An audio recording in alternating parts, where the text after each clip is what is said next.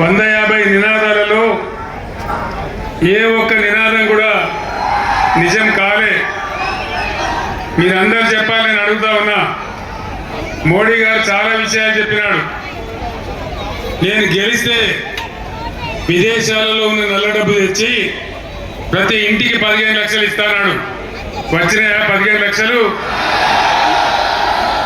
పటాన్ చెరువులకు వచ్చినాయట కదా. మీరవద్దామా నేనవద్దామా? రాలేదా అన్న? ఎక్కడ కూడా రాలేదు. సబ్కా సాత్ సబ్కా వికాస్ జరిగిందా? సత్యనాశ అయింది. మేక్ ఇన్ ఇండియా ఏమైనా వచ్చిందా? డిజిటల్ ఇండియా ఏమైనా జరిగిందా? అమృత్ కాల్ వచ్చిందా? అచ్చే దిన్ వచ్చిందా? డీజిల్ ధరలు పెరిగినాయి, పెట్రోల్ ధరలు పెరిగినాయి, గ్యాస్ ధరలు పెరిగినాయి, సామాన్యులు నడ్డి పెరిగింది తప్ప అచ్చే దిన్ రాలే. కానీ సచ్చే దిన్ మాత్రం వచ్చింది. మళ్ళా ఇప్పుడు అదే గ్యాస్ ఇక మేమేదో ఉద్ధరిస్తాం, 6 చందమామలు పెడతాం, 7 సూర్యులు పెడతాం, మళ్ళా మాకే గుర్తుంది అంటున్నారు. నమ్మచ్చునా? నమ్మే అవకాశం ఉందా? అంత ట్రాష్ గ్యాస్.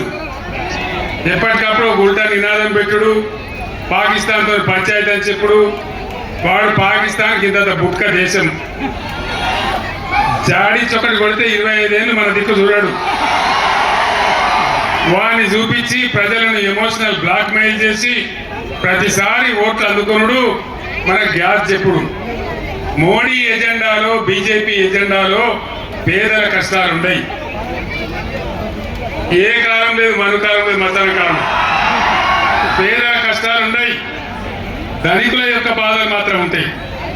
ట్యాక్స్ మాఫీ చేస్తే అంబానీ అదానీలకు, పెద్ద పెద్ద కార్పొరేట్లకు 15 లక్షల కోట్లు మాఫీ చేసినారు. కానీ పబ్లిక్ సెక్టర్ కంపెనీలన్నీ కూడా ఒకటి నోట్ల బుక్క పెడతా ఉన్నాడు. చివరికి ఎల్ఐసిని కూడా అమ్మేసే ప్రయత్నం చేస్తూ ఉన్నాడు. రైల్వేని కూడా ప్రైవేట్ పరం చేస్తూ ఉన్నారు.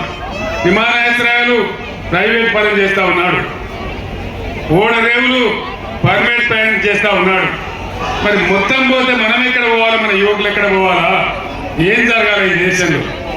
ఒక్క నినాదం కూడా కరెక్ట్ లేదు, ఒక్క మాట కూడా కరెక్ట్ లేదు. కాబట్టి దయచేసి ఆ నిశాలో పోకుండా ప్రజలు, విద్యులు ఆలోచన చేయాలని చెప్పి నేను కోరుతా ఉన్నా. ఊరికే గుడ్డిగా పోయి ఓట్లేస్తే మన పిల్లల భవిష్యత్తు పోతుంది. ఇప్పటికే దేశం పరుగు పోయింది. అంతర్జాతీయంగా చాలా దెబ్బతిన్నాం.